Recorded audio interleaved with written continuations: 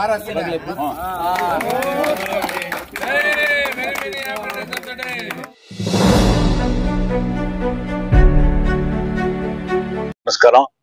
ಈ ದಿನ ಎಲ್ಲ ನಮ್ಮ ಸ್ನೇಹಿತರಾದ ಕೆ.ಸಿ. ಶಂಕರ, ನಮ್ಮ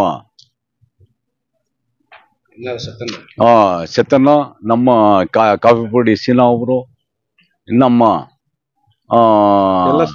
ಎಲ್ಲ ಸ್ನೇಹಿತರು, ಎಲ್ಲ ನಮ್ಮ ಯೂತ್ ಬಾಂಧವರು ಎಲ್ಲ ಸೇರಿ ನಮ್ಮ ಕಾರ್ ಶಂಕರ ಅವರು ಹುಟ್ಟದ ಹಬ್ಬದ ಶುಭಾಶಯಗಳು ಕೋರ್ತಾ, ಯಾಕಂದ್ರೆ ನಾನು ಸುಮಾರು ವರ್ಷದಿಂದ ನಾನು ನೋಡ್ತಾ ಇದ್ದೀನಿ. ನಾನು ಒಂದು ಮುಸ್ಲಿಂ ಆಗಿ ನಾನು ಅವ್ರ ಜೊತೆನಲ್ಲಿ ಸ್ನೇಹಿತರಾಗಿ ಬೆಳೆಸ್ಕೊಂಡು ಹೋಗಿದ್ದೀನಿ. ಅವ್ರ ಹತ್ರ ಭೇದ ಭಾವ ಏನೂ ಇಲ್ಲ.